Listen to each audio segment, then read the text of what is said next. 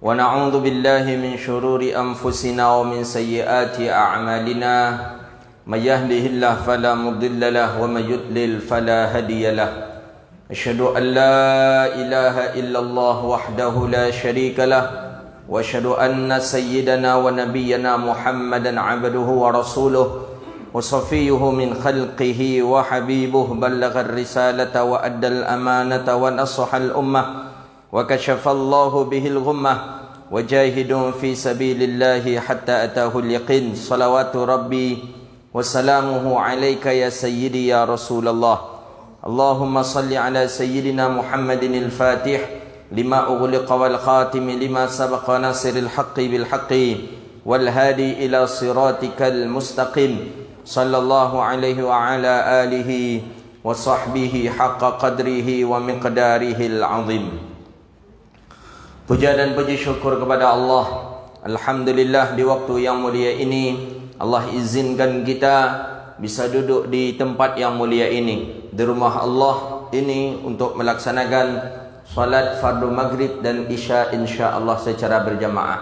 Mudah-mudahan yang kita lakukan hari ini diterima oleh Allah Subhanahu wa taala dan diberi pahala dengan pahala yang berlipat ganda. Amin ya rabbal alamin.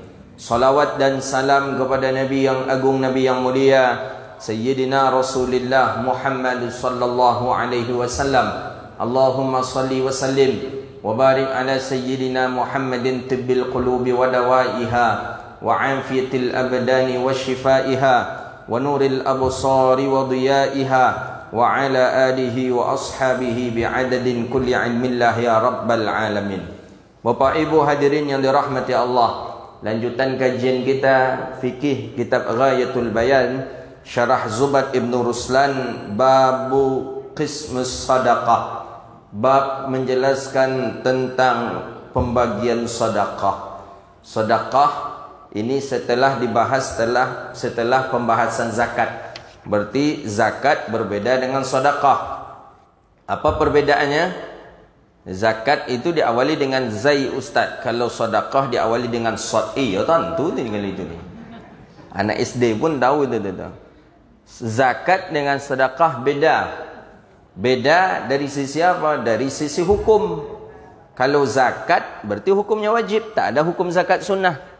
Mana ada hukum zakat sunnah? Tak ada. Zakat hukumnya wajib. Maka salah satu daripada rukun Islam, tasyhadu an la ilaha illallah wa tuqimus shalah wa itaiz zakah wa tasumu ramadan wa tahajjud. Zakat hukumnya wajib, termasuk daripada rukun Islam. Sedekah ada? Tidak, sedekah tidak wajib. Tapi ada sedekah ini yang hukumnya juga sunnah dan ada hukumnya wajib. Maka sedekah ada sedekah wajib, ada sedekah sunnah. Mana dia nanti sedekah wajib, mana dia nanti sedekah sunnah, itulah kajian kita hari ini insya-Allah.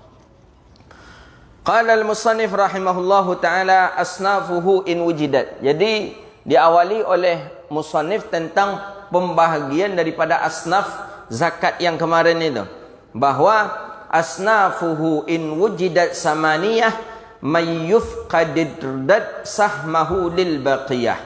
Bahwa asnaf ni orang yang berhak menerima zakat. Ini pembagian, ini perbedaan yang kedua, bahwa zakat itu boleh diterima oleh 8 asnaf, sedangkan sedekah tidak. Bolehkah bersedekah ke orang kaya? Boleh. Boleh bersedekah ke orang kaya, tak ada masalahnya. Tapi zakat tertentu kepada 8 asnaf saja. Yang lain daripada asnaf yang 8, maka dia tak boleh menerima zakat. Jadi zakat tu hukumnya juga berbeda dengan sedekah. Kemudian orang yang berhak menerima sedekah pun berbeda dengan orang yang menerima zakat. Zakat dipatok saja 8. 8 ni mesti ada. Berapa yang ada di kampung tu? Ada 7, berarti 7 lah. Ada 6 yang berhak berarti. Ada 5 ni 5 daripada jenisnya. Itu dia kata musannif rahimahullah. Maka Allah Ta'ala kan mengatakan dalam Al-Quran itu, dalam surah At-Taubah ayat 60, innamas sadaqatu lil fuqara'i wal masakin. Hanya saja sedekah itu lil fuqara, lis sadaqati lil fuqara'i wal masakin. Ini bagian daripada orang-orang yang menerima daripada asnaf yang 8. Baik, kajian kita asnafuhu in wujidat. Jadi asnaf itu 8. Kurang dari 8 di daerah itu tak apa-apa. Tapi lebih daripada 8 asnaf ini tidak ada.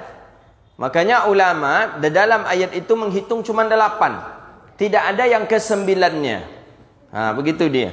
Daripada yang 8 itu tetap yang pertama adalah fakirun. Tetap yang pertama itu fakir. Jadi zakat yang lebih diutamakan itu adalah si fakir. Begitu juga dengan sedekah. Yang pertama kali itu adalah si fakir. Jadi ada orang bertanya, mana lebih didahulukan bersedekah kepada si fakir apa kepada si miskin? Si fakir dulu. Beda Ustaz, ada perbedaan antara fakir dengan miskin ada. Tapi di mana siapa yang lebih kita dahulukan? Si fakir. Apa perbedaan fakir dengan miskin? Beda. Fakir man laisa lahul malu walal kasab. Si fakir orang yang tidak punya harta, tidak punya pula dia usaha. Itu si fakir.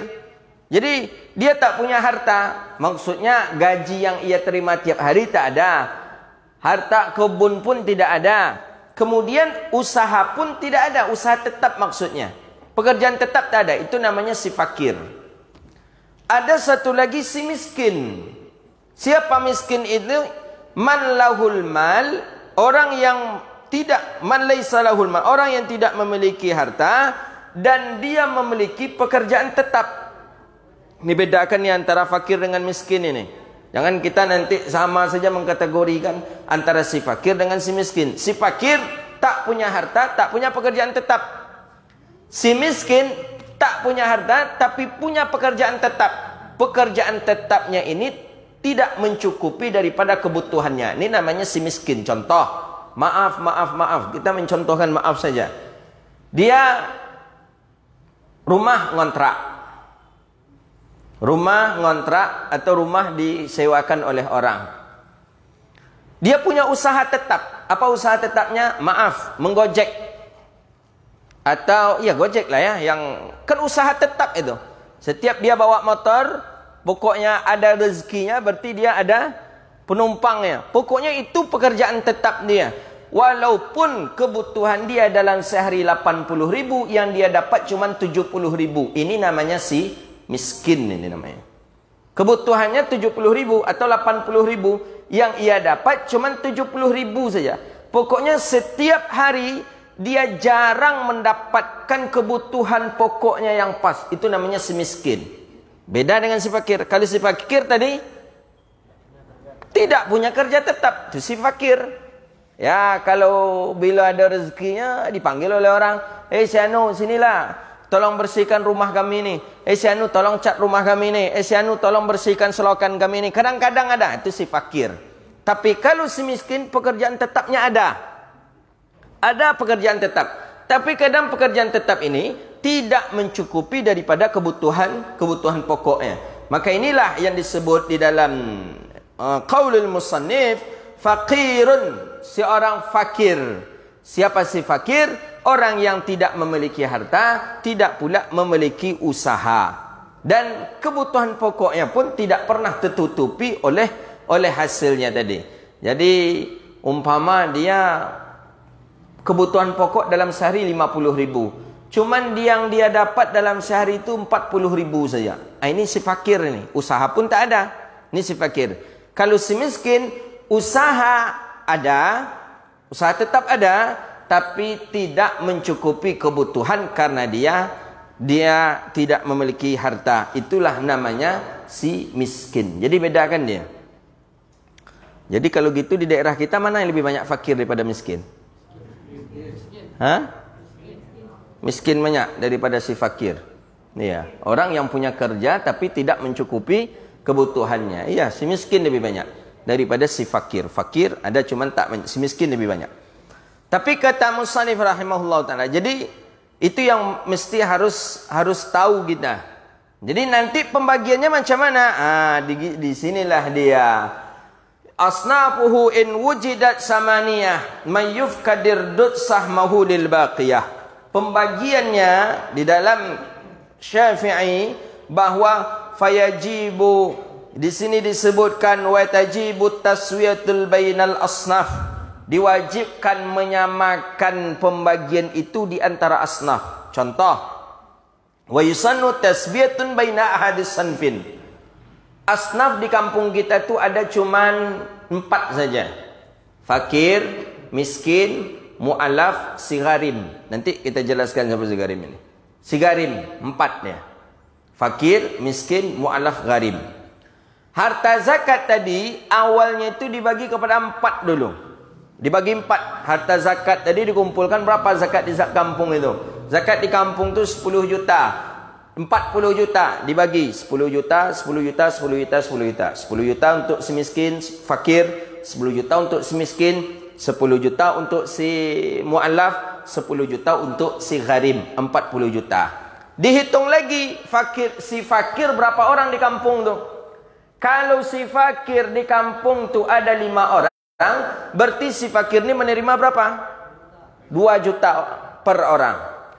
Si miskin di kampung tu ada 2 orang, berarti berapa orang? Berapa dia menerima? 5 juta, 5 juta. Mu'alaf di kampung tu ada 1 orang, berapa mu'alaf menerima? 10 juta. Di kampung tu si gharim ada 8 orang, berapa dia menerima? 1.250. Iya. 8 orang. Iya. Hah? Iya. 1.250. Begitu hukumnya dalam mazhab Syafi'i, cara pembagian zakat wajib. Wajib pembagian zakat itu seperti itu. Taswiyatun bainas sanfin, bainal asnaf. Jadi tak boleh nih di antara fakir miskin yang 5 nih, kan 5 fakir miskin nih, duit 10 juta mesti harus dibagi. Itu harus wajib sama rata itu. Tak boleh. Oh, ini agak miskin sedikit, kasihlah dia 1 juta. Oh, ini agak apa sedikit, kasihlah dia 1,5. Oh, ini tak boleh. Nah, maka pembagian zakat kita hari ini banyak yang menyalahi kaedah dalam fikih. Ada pembagian zakat kita seperti itu? Tidak. Kita bagi rata saja. Dihitung di kampung tu berapa orang? Fakir sekian, miskin sekian, si mu'alaf sekian, si apa lagi, si gharim sekian. Dibagi rata aja 1 juta per orang. Menurut mazhab Syafi'i zakatnya tidak sah. Boleh dihadap-hadapkan dengan saya, tapi memang betul-betul faham dia dengan mazhab Syafi'i ini. Dalam mazhab Syafi'i itu kaedah yang baku dalam mazhab Syafi'i. Jadi dalam mazhab Syafi'i tak bisa dibagi rata. Dari di antara asnaf semua itu tak boleh. Dionggokkan dulu. Berapa harta zakat? 100. Dihitung berapa jumlah asnaf di kampung tu. Dihitung, berarti hitungannya tetap hitungan 8. Ada di kampung tadi fakir, masuk fakir 1. Ada di kampung tadi miskin, ada. Ada di kampung tadi mu'alaf, tak ada. Ada di kampung tadi si gharim, ada, masuk 1. Ada di kampung tadi ibnu sabil, ada. Ada di kampung tadi siapa lagi? Fi sabilillah ada. Berarti 5 yang ada di kampung tu asnaf. Hitung pula fakir miskin di kampung tu. Fakir berapa orang di kampung tu? Si miskin berapa orang di kampung tu? Si gharim berapa orang di kampung tu? Ibnu sabil berapa orang di kampung tu? Fi sabilillah berapa orang di kampung tu? Barulah dibagi. Begitu pembagian zakat itu menurut mazhab Syafi'i. Jadi mazhab Syafi'i ini memang agak detail dia sedikit dalam pembagian zakat. Tidak asal-asal saja. Tidak sembarangan dalam mazhab. Inilah yang disebutkan oleh Imam Syihabuddin Ramli. Wa tajibu taswiyatul bainal asnaf. Jadi wahidan. Jadi asnaf wa tajibu taswiyatul bainal asnaf. Jadi wajib menyamakan di antara asnaf. Maksudnya kalau sudah berada dia di satu asnaf, 5 di satu asnaf, berarti wajib dibagi rata dengan 5 tadi. Begitu dia. Dan ini memang dalam Syafi'i seperti ini. Wa yahramu alaihi tafdilu ma'at tasawil hajat. Dan tak boleh dia melebihkan walaupun itu ada hajat. Apa hajatnya seperti tadilah. Ini agak berbeda si fakir ini dengan fakir ini, sama-sama fakir ini. Beda. Si fakir ini rumahnya kontrakannya kayu. Tak ada toilet, tak ada apa. Si fakir ini rumah kontrakannya rumah permanen, ada kayu dan 2 kamar. Ini berbeda nih. Status sama-sama fakir. Fakir tadi siapa fakir? Orang yang tak punya harta, dan tidak punya usaha tetap. Sama-sama fakir. Bolehkah kita lebihkan sedikit kepada si fakir ini? Tak boleh. Kenapa? Karena statusnya adalah sama-sama si fakir. Yusan, apa di sini disebutkan, fayahrumu alaihi tafdil, haram untuk melebihi daripada bagian samaan tadi, walaupun itu ada hajat. Tapi kalau nak kita lebihkan dengan sedekah kita, lain lagi. Dengan uang kita umpama zakat sudah kita keluarkan berlebih, kemudian pas sama, kemudian kita ambil pula lah uang pribadi kita agak 200 kasih anak-anaknya, itu lain lagi ceritanya. Ini yang tak boleh ni kalau dia zakat gitu. Masih ada yang mengerjakan mazhab Syafi'i ini, masih. Kami sampai sekarang di daerah kami masih konsisten kami dengan Syafi'i ini. Ya, memang mazhab kita Syafi'i sampai hari ini. Kami cara pembagian zakat masih seperti itu. Memang seperti itu Rasulullah mengajarkan, maka dalam riwayat hadis ini baginda Nabi pun, maka dalam riwayat hadis ini dijadikan dalil dalam mazhab Syafi'i pembagian zakat seperti itu.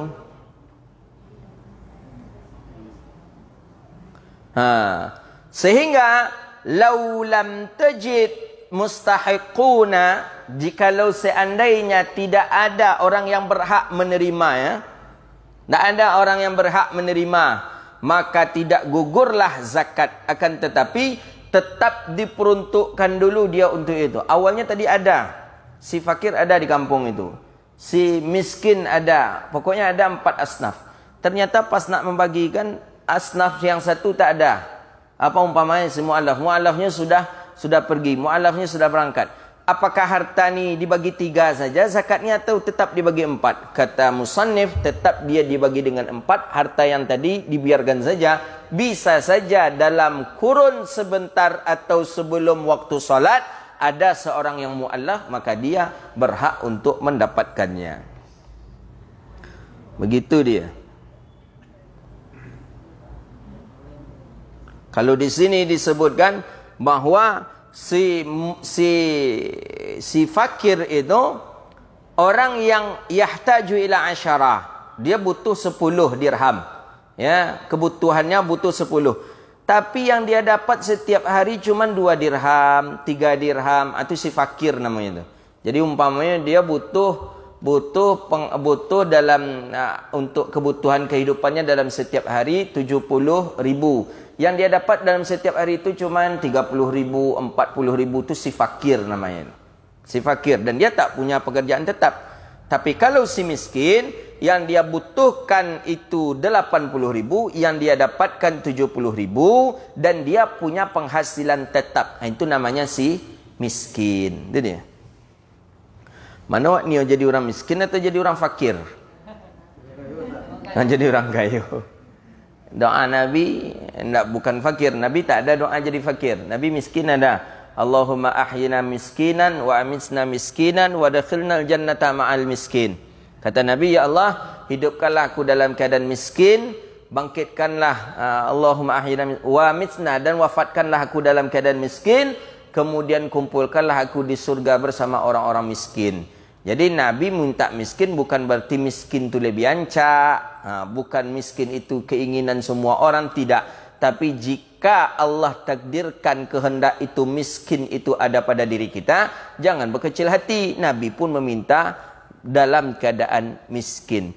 Apa salah satu manfaat orang miskin? Kalau kita baca dalam kitab Tanbihul Ghafilin, itu banyak sekali. Di antaranya, orang miskin itu lebih dahulu masuk surga dibandingkan orang kaya yang tajir. Orang kaya pemurah ni. Ini orang kaya hebat, orang kaya pemurah. Pemurah sekali orang kaya ini. Dia hajikan orang, dia umrohkan orang, dia keluarkan zakatnya, dia jaga salatnya. Tetap orang fakir, orang miskin lebih dulu masuk surga dibandingkan dia. Itu katanya di dalam riwayat hadis itu. Apa katanya dalam riwayat hadis? Semurah-murah orang kaya, securah-curah orang kaya, tetap lebih dahulu orang miskin masuk surga 500 tahun dibanding orang kaya. Mana bapak ibu-ibu ni, kaya atau miskin? Kayu je leh. Itu payahnya bila. Itu payahnya. Seelok-eloknya orang kaya, setajir-tajirnya orang kaya, sepemurah-pemurah orang kaya, lebih dulu orang miskin masuk surga 500 tahun dibandingkan orang kaya. Jadi orang miskin sudah menikmati surga, sudah minum minuman yang lezat di surga, sudah menikmati bidadari surga, sudah menikmati semua keindahan-keindahan surga. 500 tahun namanya. Dan orang kaya nan elok tadi kok masih juga baru di padang mahsyar, masih juga baru di yaumil mizan, masih juga ditimbang-timbang. Ha, itulah. Boleh menjadi orang kaya tu. Ha, itulah ancak agen aja ratu ke masjid dekat masjid kau nak beli tanah kan. Ha, ancak antan cepet ke siku. Bayangkanlah sampai jarum penjahit pun dihitung. Jarum penjahit dari mana dibeli, dari mana asal uangnya, ke mana dimanfaatkan, dengan siapa dibeli, sampai ke sana. Hatta minal habawah, daripada biji yang kita makan. Setiap bijian, setiap padi, setiap beras, setiap nasi yang kita makan, maka itu nanti akan diminta pertanggungjawaban di hadapan Allah. Makanya semakin banyak makan awak, semakin borek pertanggungjawaban. Makanya orang-orang sufi itu makanannya sedikit saja. Kenapa? Karena takut susah mempertanggungjawabkannya nanti. Tengok orang-orang suluk, jamaah-jamaah sufi itu kalau makan itu sedikit aja makan itu. Sedikit aja. Kenapa? Karena berat mempertanggungjawabkan di hadapan Allah. Tuh, makanya banyak-banyak makan, kurang makan gitu. Tapi kata Nabi, ada makanan yang tidak dihisab. Di hadis dalam Majalis Susaniyah, kalau tak salah dalam riwayat hadis, ada makanan yang tak dihisab, yaitu makanan indal walimah, ketika walimah, walimatul urus, ada pesta perkawinan. Itu makanan itu tu tidak dihisab oleh malaikat nanti. Kalau itu tu ampailah tutulah sebanyak-banyak. Makanya kalau nampak santri, pesantren, kalau makan banyak ketika balik, itu berarti bersobok hadis tu dia tu. Bersobok dengan hadis itu. Tapi kalau tidak ada setiap, berarti masih takutnya makan banyak-banyak. Maka ambu kadang kalau diundang balik memang banyak makan. Ambu faham je hadis itu. Jadi kata Nabi, takkan dihisap. Takkan dihisap makanan yang dimakan ketika walimah. Itu Rasulullah tu dalam kajian kitab Riyadhus Shalihin. Kajian Sabtu subuh tu. Setiap makanan ini dihisap kecuali makanan walimah. Itu Rasulullah. Maka Nabi ketika walimah itu juga banyak makan Rasulullah. Dan Nabi pun memasak dengan makanan yang banyak, dengan makanan masakan yang banyak. Makalah kata Rasulullah SAW kepada sahabat, maka sesungguhnya makanan yang tak dihisap oleh malaikat adalah makanan ketika walimah. Itu dia. Makanya ketika awak balik, jangan tanggung-tanggung masak. Banyak-banyak masak. Begitu dia. Banyak-banyak. Karena orang-orang nanti akan makan. Berarti kita yang memberi makan tu tak dicatat pula oleh malaikat. Dicatat sebagai orang yang memberi makan kepada orang banyak. Besar pahalanya. Bersedekah yang paling besar pahala tu sedekah memberi makan. Itu dalam riwayat hadis itu. Sedekah memberi makan, mentraktir orang, itu besar pahalanya itu. Sehingga dalam riwayat hadis, dalam riwayat siapa? Saya pun lupa. Itu bisa menggugurkan daripada dosa zina malah. Dosa zina. Riwayat hadis siapa ya? Imam Tabrani. Siapa meriwayatkan hadis? Besar fadilah mengajak orang makan. Ya bukan berarti setelah berzina ajak traktir kawan. Bukan itu maksudnya. Bukan. Jangan salah faham pula nanti. Beku kalau ada kawan nak cok-cok majak awak makan, kau tanya dosa puang kerajaan tadi kau nyawa kan? Karena ada hadis Nabi ni bilang, jangan. Tapi besar pahala mengajak orang makan. Pahala yang paling besar, amalan soleh yang paling besar pahalanya memberi orang makan. At'imut ta'am wa afsus salam, itu dia. Tebarkan salam, berikanlah makan kepada orang yang membutuhkan makanan. Jadi setiap Jumaat kasih orang makan, itu besar sekali pahalanya. Tidak Jumaat saja. Hari-hari yang lain boleh. Di hari Rabu silakan, di hari Isnin silakan, tidak apa-apa. Tidak terfokus di hari Jumaat. Cuman seafdal ibadah tentu dilakukan di hari Jumaat. Cuman kadang bertumpuk pula nasi dari organisasi, dari komunitas ini nasi ada juga, dari komunitas ini nasi ada juga. Jadi saya perhatikan di jalan di Ponegoro, Gajah Mada, itu saya perhatikan orang-orang fakir miskin itu sudah lama sudah menunggu dia di sana. Dari jam 8 sudah menunggu. Tapi kita perhatikan menjelang Jumat, satu orang kadang membawa 3-4 kotak nasi. Menurut saya ini nanti khawatir mubazir pula dia. Mubazir pula dia. Jadi anak-anaknya dia bawa lagi, belum lagi untuk anak-anaknya. Anak-anaknya dapat pula 4, emaknya dapat 4. Kita khawatirnya nanti mubazir. Jadi mungkin bisa dicari cara yang lain, atau tidak difokuskan ke sana pemberiannya, boleh ditebar tempat-tempat yang lain, atau masjid-masjid, siapa yang membutuhkan itu yang diberi. Tapi memberi makan, sedekah makan, itu besar pahalanya. Gimana? Carikan hadis Nabi sallallahu alaihi wasallam.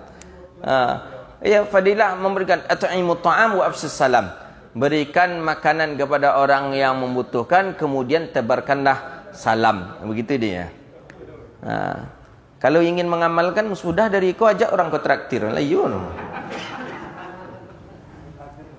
Besar fadilahnya. Cuman tentu ikhlas kan. Ikhlas tu penting itu. Because sudah diajak kawan makan, maka bercerita lah, kau bilang, dan alhamdulillah tadi bisa majak ustaz makannya. Itulah sama, jangan cerita orang balik. Tapi itulah daripada besar fadilah daripada fadilah sedekah makan. Sedekah makan itu besar sekali fadilahnya. Jadi si fuqara, jadi haram menyamakan dia tadi, itu yang tidak dibolehkan. Jadi kata musannif rahimahullah, kama yahtaju ila 10, sebagai orang yang berhajat dia 10, tapi yang dia dapat cuma 2 dan 3.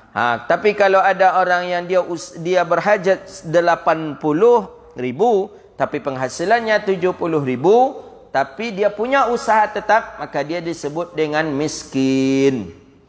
Jadi jangan kita sampai malu pula kita dalam keadaan miskin atau fakir. Justru itu yang berbahaya. Dalam Majalis Susaniyah disebutkan itu, Nabi paling benci kepada orang fakir yang sombong. Fakir yang sombong, sebagaimana ditulis di dalam tongkat Nabi Musa alaihi salam, al-faqiru la yusbiru ala fakirihi fahuwa kalbun. Orang fakir yang tidak sabar dengan kefakirannya, maka dia sama dengan kalbun. Kalbun apa kalbun? Maaf, anjing. Kita fakir, kita miskin tapi tak sabar, mengeluh sana sini, mengeluh. Kita fakir, mengeluh terus.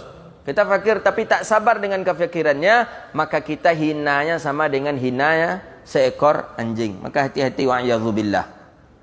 Jadi Nabi bilang miskin, Allahumma ahyina miskinan wa amitna miskina wahsyurna wadkhilna al-jannata ma'al masakin.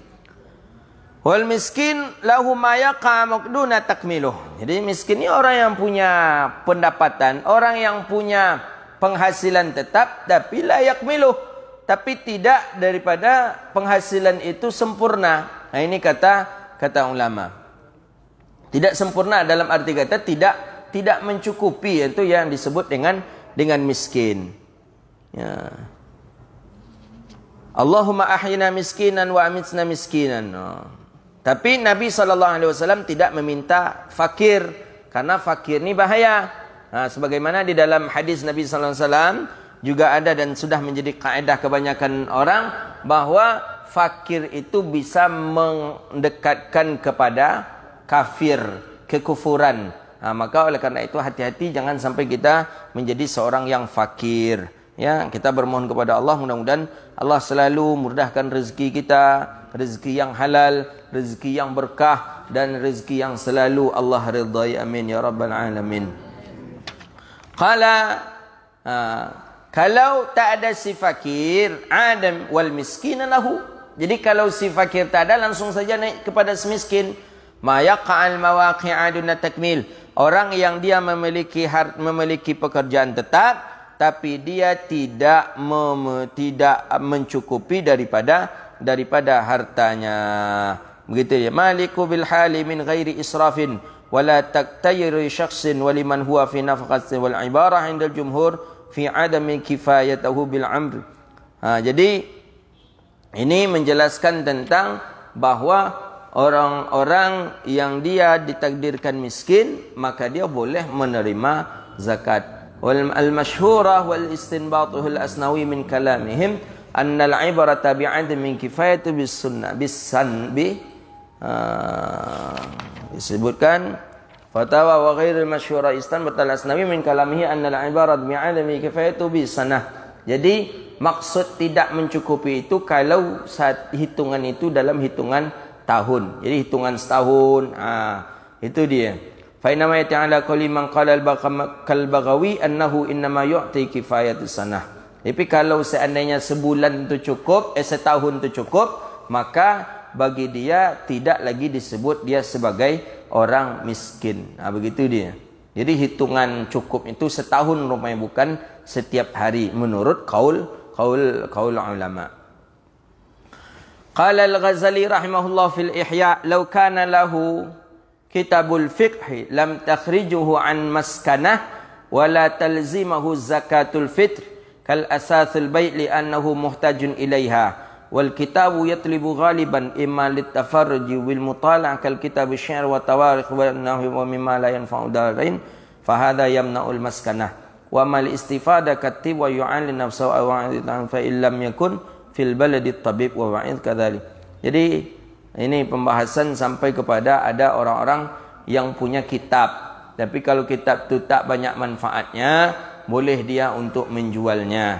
Tapi kalau seandainya ada manfaatnya, maka dia jangan sampai menjual seperti manfaat untuk kesehatan dan lain sebagainya. Wa amilun kahashiril an'ami muallafun yud'afu fil islami wa raqibuhum mukatabun wal gharimu man lil mubahil adna wa huwa adimu. Kemudian masuk si amil, si fakir, si miskin, kemudian si amil. Ini kajian kita si amil kemarin. Amil ni siapa si amil? Amil fi zakah ay sa'at. Orang yang memiliki waktu lapang. Wa katib, orang yang mencatat. Wa qasim, orang yang membagi. Wa ijamma, orang yang mengumpulkan harta tadi. Maka itulah yang disebut dengan amil. Orang yang mencatat, orang yang membagi, orang yang mengumpulkan, orang yang mengantarkan hasyir, orang yang menebar. Menebar ni mengantarkan balik, itu tugas si amil. Jadi kalau kita di masjid-masjid ni bukan amil namanya dalam fikih. Kita di masjid ada kita menyebut ke rumah-rumah orang? Tidak ada. Kita biasanya kita yang mengantar ke rumah-rumah orang. Itu pun kadang orang tu yang menjemput ke masjid kalau sudah dikasih kupon, ya tak? Kemudian siapa lagi yang amil itu? Alal imam. Jadi yajibu alal imam bi'sa sa'at li akhzi zakawah. Kemudian yang disebut dengan si amil lagi, amil yang wajib bagi si imam untuk mengangkatnya, untuk mengumpulkan daripada zakat. Jadi yang disebut dengan amil menurut fikih adalah orang yang diangkat oleh pemerintah untuk menjadi orang yang pengumpul zakat. Itu baru amil. Jadi kalau begitu, siapa yang amil di kita? Basnas, itu amil. Basnas amil, Basnas provinsi amil, Basnas kabupaten kota amil, Basnas kecamatan amil, Basnas kelurahan. Ada Basnas kelurahan? Tak ada. UPZ kalau tak salah namanya lagi. Itu amil karena menunjuknya adalah pemerintah. Itu aru amil. Tapi kalau yang menunjuknya kita-kita saja, hasil rapat RT, rapat RW, itu tak amil namanya itu. Amil namanya. Jadi tak amil. Menurut kajian ini nih, menurut kajian ini itu tak amil. Maka kemudian syarat si amil lagi, alimun fi ahkami zakah. Orang yang alim, yang faham tentang hukum zakat. Itu dia si amil. Apakah diwajibkan keseluruhannya faham hukum zakat? Ya, kulluh. Seluruhnya, bukan satu saja. 8 amil di masjid itu berarti ke-8-8-nya harus faham hukum zakat. Berarti amil di kita selama ini tak sah amil. Tak faham hukum zakat. Semayangnya entah lain entah tidak bagai. Salat entah lain entah tidak, diundang saja dia ke masjid. Kadang tak pun diundang, dia datang langsung menawarkan diri. Dan tahun petang amil, ke tahun kau jadi amil lah, dan balik kata dia. Ini repot ini. Kalau awak kaji, banyak orang berang kawak kawan santali, tengoklah ndak aja masjid pengurus masjid kau kalau tersinggung bongi lo kawak sudah lagi. Di sini jelas ini. Amil berat, kerja amil berat. Saya tak mau saya jadi amil. Berat kerja amil. Coba kita tengok dari atas tadi. Menjemput, mengantar, menulis, membagi, mengumpulkan, diangkat oleh pemerintah, oleh sultan, oleh imam. Kemudian mengetahui daripada hukum-hukum zakat. Jelas di sini. Yang mengetahui dari hukum-hukum zakat tentu. Setidaknya mungkin hukum zakat di sini tidak terlampau berat. Mungkin hukum zakat seperti pembagian-pembagian zakat tadi dia faham. Oh, sefulan sekian, sefulan sekian, sefulan sekian. Begitu dia. Maka bagi dia barulah dia disebut dengan amil. Amil bolehkah mengambil ujrah dari zakat? Tidak boleh. La min sahmil amilul ujrah. Tak boleh. Tapi amil mendapatkan apa? Amil cuma mendapatkan bahagian daripada asnafnya. Ini harus kita ingat ini. Bukan upah yang dia ambil, tapi jatah zakatnya. Ini ada pula dia sebagai amil diambil upah, beko jatah asnafnya ambil pula sekali lagi dong. Ada di daerah-daerah ada. Jadi umpama, ini saya contohkan. Ini fakta. Beras terkumpul dalam Ramadan itu, ini pembagian biasanya di malam 28-29 Ramadan. Terkumpul 4 ton. 4 ton beras. Yang zakat harta ada sekitar 50 juta. Zakat harta 50 juta ya. Ada zakat dagang, zakat emas dan lain sebagainya 50 juta. Ini kita umpamakan. Si amil, dia berkata bahwa kami sudah bekerja dari tanggal 15 Ramadan. Maka mesti dihidupkan upah kami, harian kami. Berapa? Sehari 150. Kalau dia bekerja agak 10 hari, kalau dia 10 berarti mesti mengeluarkan berapa? 1.500.000. Berarti kalau 10 hari 15 juta. Diambillah dari yang 50 tadi, dikeluarkan 15 juta. Tinggal 35 juta. Setelah itu, pembagian dibagi lagi. Asnaf ada berapa? Asnaf ada 5. Ada gharim, ada fakir, ada miskin, ibnu sabil, ada si amil. Ambil pula amil, dapat pulanya jatah dari si kolek. Ini hukumnya haram. Tak boleh. Jadi si amil kalau ingin bagaimana? Dia mengambil daripada bagian daripada asnafnya, laisa lahu ujrah, bukan upah. Ini harus kita fahami juga ini. Sama halnya dengan kurban. Daging kurban tak boleh dijadikan upah bagi panitia. Tak boleh. Baik itu kepalanya, baik itu kakinya, baik itu telinganya, baik itu apanya, tak boleh dijadikan upah. Tak boleh. Kau kalau semakin acuk orang mengaji semakin tahu salah wak, itulah kau jadi mengaji je lencak di rumah aja duduk lah. Iya. Tu malih mengaji kau kadangnya ada orang tu. Tu malih mengaji kau tiap mengaji kau salah taruh aja awaknya salah. Tu dah malih dan kadang datang ke masjid kau nya apa nak mengaji salah tu. Tak ada nambana rupa kerajo kau dah. Nak dia dengan masjid tu dah. Ya Allah, kau model itulah hidup di dunia kau tu. Apa nak kawak cari hidup di dunia kan? Boleh pernah mendengar bahasa itu dari orang jahil, bukan orang alim. Orang-orang jahilnya ya baru-baru terasa nikmat ibadah, baru terasa rasa apa. Itulah kan. Malih dengan masjid kau ni. Tiap kamu saja pasti ada je salah aja. Pasti ada je salah. Namun semakin mengaji nanti ada je salah. Semakin belajar pasti ada salah. Siapapun orangnya.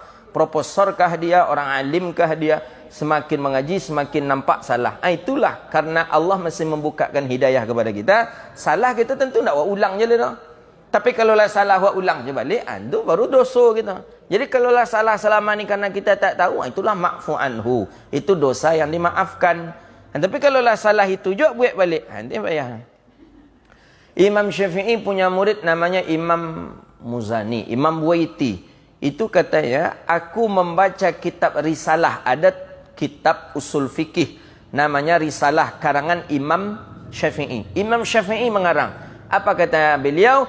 Aku telah membaca dan mengkhatamkan 500 kali kitab Ar-Risalah punya Imam Syafi'i. Kata murid beliau, setiap aku membaca kitab risalah Imam Syafi'i, semakin tahulah diriku akan kesalahan. Dan semakin bertambah ketaatanku kepada Allah. 500 kalinya membaca. Awak biasa kalau lah sekali baca, kitab tu lah pernah dia membaca. Jangan ajar ada lain.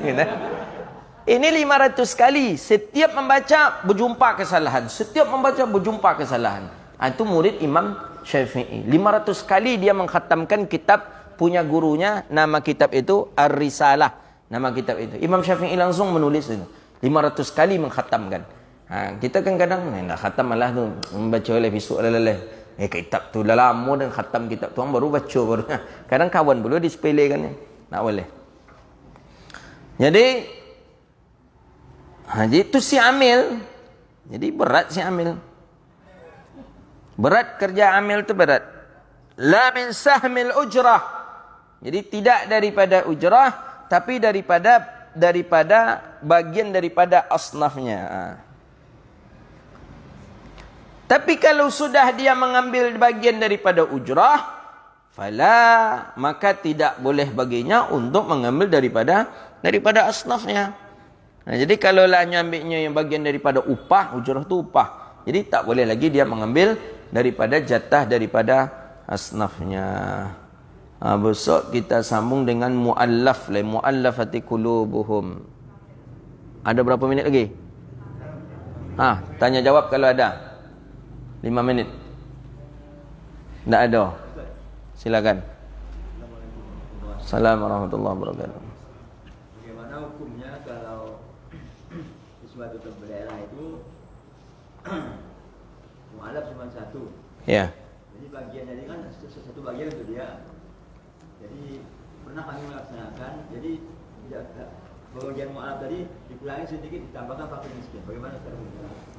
Kalau menengok mazhab kita Syafi'i, tak boleh. Tapi kalau pendapat mazhabnya Imam Hanafi, boleh. Di Hanafi itu malah fakir miskin lebih didahulukan. Tidak menengok yang lain. Walaupun ada yang lain, tapi kalau masih ada fakir miskin dulu yang diberi. Itu mazhab Hanafi. Itu Syekh Yusuf Qardawi, itu yang dipakai dalam mazhabnya. Jadi walaupun ada mu'alaf, walaupun ada apa, tapi fakir miskin dicorohkan semua kepada si fakir miskin. Karena awal ayat itu kan menjelaskan kan tentang fakir. Innamas sadaqatu lil fuqara wa, baru ada wa. Jadi dia habiskan untuk si fakir ni dulu. Begitu menurutnya. Kalau lah habis untuk si fakir, habis itu. Yang lain kan tak ada berarti lah. Karena ada kalimat waw wal masakini wal amili. Ada waw lagi. Jadi itu tu litafriq. Cek dulu. Itu dalam mazhab yang lain. Dalam mazhab Syafi'i tak? Ya turun ke satu. Tergantung awak pakai mazhab apa, Syafi'i, Hanafi. Tapi tengok dulu mu'allafnya. Ni kajian kita ni ada nanti si mu'allaf ni tengok. Mu'allaf tu yang disebut kategorikan mu'allaf tu siapa? Ikulah 10 tahun yang masuk Islam mu'allaf je namanya. Enggak. Macam di daerah kami ada seperti itu dulu tu. Dia dekat dengan satu orang nenek mamak. Setiap orang nak habis Ramadan dia datang nenek mamak ni. Mamak ni je pula merekomnya. Syanu tagih lah, syanu tagih. Padahal 10 tahun dia masuk Islam. Enggak, bukan itu mu'allaf ni.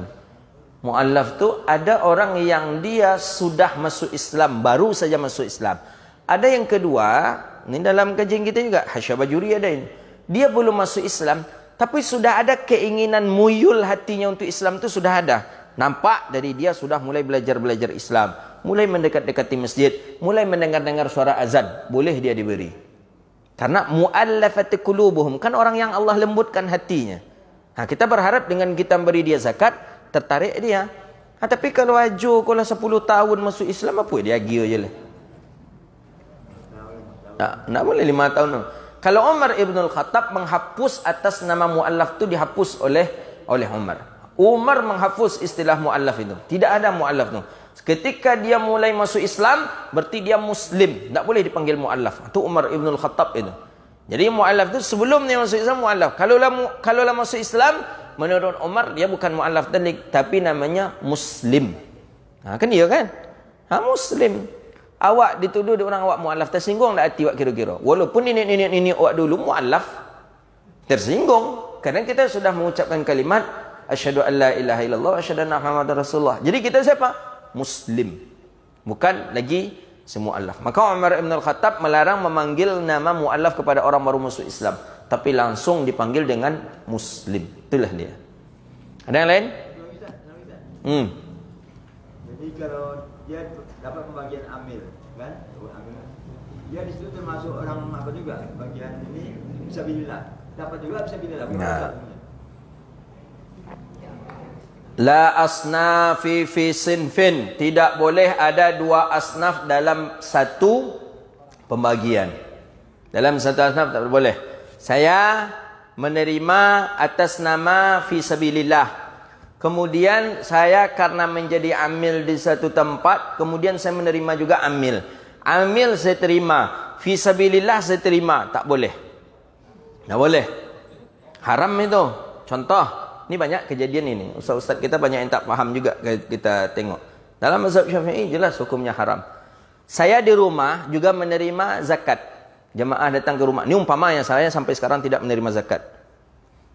Tidak ada zakat fitrah semenjak saya balik dari Mesir, saya tidak menerima zakat fitrah lagi.